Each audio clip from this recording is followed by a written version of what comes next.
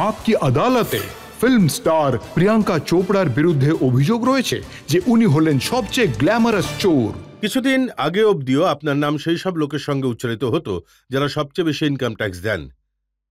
এখনো রয়েছে স্যার। এখনো তো আমি শুনছি ইনকাম ট্যাক্সের লোকেরা সকাল সকাল আপনার ঘরে রেড করতে চলে গেছিল। অ্যান্ড আমি তো শুনেছি এসব বড় স্টারদের সঙ্গে হয়ে থাকে। আমি তো অনেক ফ্ল্যাটার হয়ে গেছি। আচ্ছা, আপনার মনে হয় যে ইনকাম ট্যাক্সের লোকেরা যদি না আসে তাহলে হয়তো ওনারাই বলেছেন ইনফ্যাক্ট। তবে যখন থেফটের কথা উঠেছে, এই অভিযোগের ব্যাপারে আমি বলবো যে না, এমন কিছু প্রুভ হয়েছে। আর প্রচুর রিউমার্স এমন এসেছে যেগুলো খুবই আনসাবস্ট্যান্সিয়াল আর ভুল ছিল, যে ব্যাপারে আমি খুবই আপসেট ছিলাম। আমি কখনোই এ ব্যাপারে আমি মিথ্যে বলিনি, আমি কখনো অস্বীকার করিনি এই কথাগুলো। এর জন্য আমি খুব লজ্জিত, একদমই নয়। আর ইনকাম ট্যাক্স ডিপার্টমেন্ট একটা খুবই রেসপন্সিবল ডিপার্টমেন্ট, আর ওনারা নিজেদের কাজ করছিলেন, সেটা ঠিকই আছে। এখনো অবধি আমি one of the few highest tax পেয়ার্সদের মধ্যে, আর আমি সেটা নিয়ে খুবই গর্বিত। আমি নিউজ পেপারে পড়েছি যে 6 কোটি টাকা ক্যাশ। 6 কোটি ক্যাশ স্যার, ভুল বলবেন না। 6 কোটি ক্যাশ আমার ম্যাট্রেসের নিচে পাওয়া গেছে, পেপারে বলা হয়েছে। এত ক্যাশ তো, এত নোট আমি লাইফে একসঙ্গে দেখিনি। 6 কোটি ক্যাশ বলা হয়েছে। 6 কোটি ক্যাশ বলা হয়েছিল না? চলুন 6 কোটি তো ছিল না, কত ছিল? আমার ঘরে কোনো কোটি ক্যাশ নেই।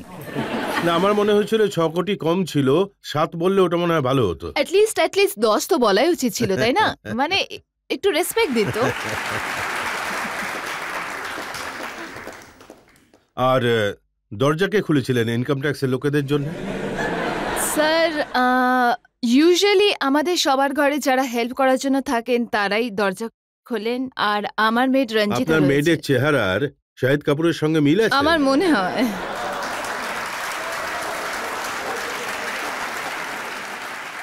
আমার মনে হয় যে নিউজ পেপার এই ব্যাপারে লিখেছে, সে অবভিয়াসলি ইনকাম ট্যাক্স ডিপার্টমেন্টের সঙ্গে আমার ঘরে এসেছিল, তাই হয়তো দেখেছে কে দরজা খুলেছে।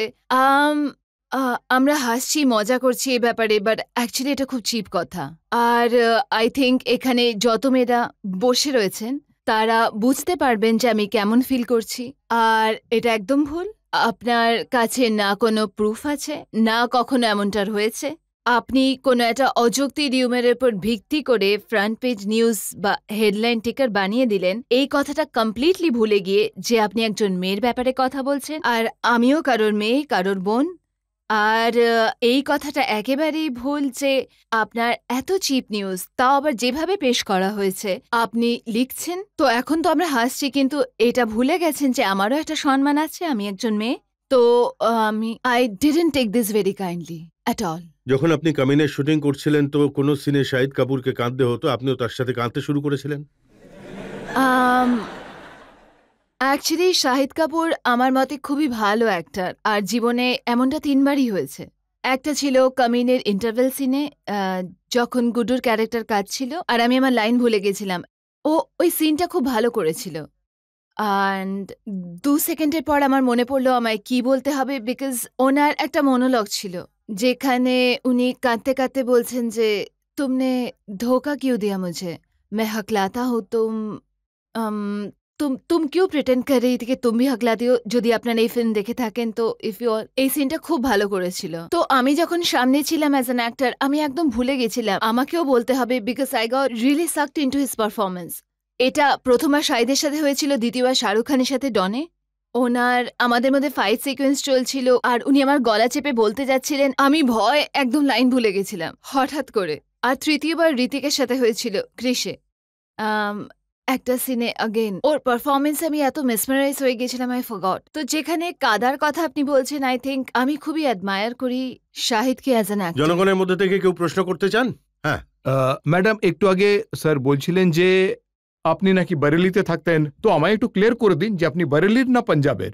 আমার অ্যাকচুয়ালি জীবনে খুবই কনফিউশন, যদি আপনাকে বলি এক্সপ্লেন করছি।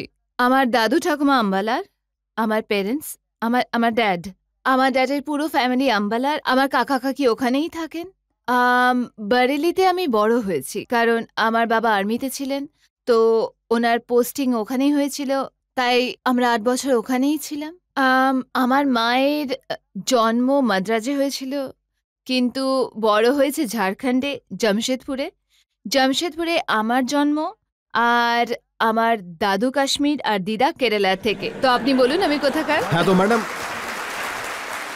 ন্যাশনাল ইন্টিগ্রেশন যদি কারোর মধ্যে থাকে তাহলে সেটা প্রিয়াঙ্কা চোপড়া ফ্যামিলিতে আছে। সেই জন্যই আমি মিস ইন্ডিয়া হয়েছিলাম আর স্কুল আমেরিকাতে, এই জন্য আমি মিস ওয়ার্ল্ড। সিম্পল।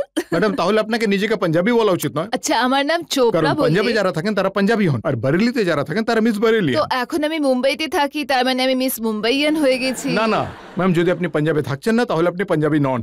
না না না না, আই থিঙ্ক এনার জীবনে যেটা প্রবলেম হয়েছে সেটা হলো আপনার চিন্তাধারা খুবই ছোট, আর আপনি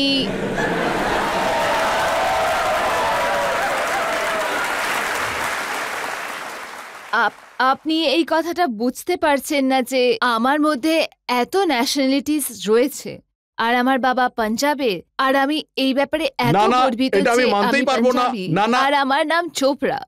ম্যাম, আমি আপনার মুভি দেখেছিলাম মুঝসে শাদি করোগি। ম্যাম, ওটার কোনো গান শোনাবেন? গান শোনাবো আপকি আদালতে? হ্যাঁ, একটু গেয়ে ফেলুন, আমি শুনেছি আপনি খুব ভালো গান। Please ma'am. আপনি ঠিক শুনেছেন। যে কোনো একটা ম্যাম। তাহলে আমি ডার্লিং গাইবো 2 লাইন? হ্যাঁ হ্যাঁ, 2 লাইন। আপনারা জয়েন করবেন? डार्लिंग आंखों से आंखें चार करने दो, रोको ना मुझको प्यार करने दो, बेकैफ है बहारा बेचैन जाने यारा, बुलबुलों को अभी इंतजार करने दो, डार्लिंग आंखों से आंखें चार करने दो। ধরুন যদি আপনি সুযোগ পেলেন হ্যাঁ। আপনার আসল জীবনে 1 খুন মাফ, তাহলে কাকে মার্ডার করবেন আপনি? আপনি সত্যি এই প্রশ্নটা হ্যাঁ। করতে চান? সত্যি? আপনাকে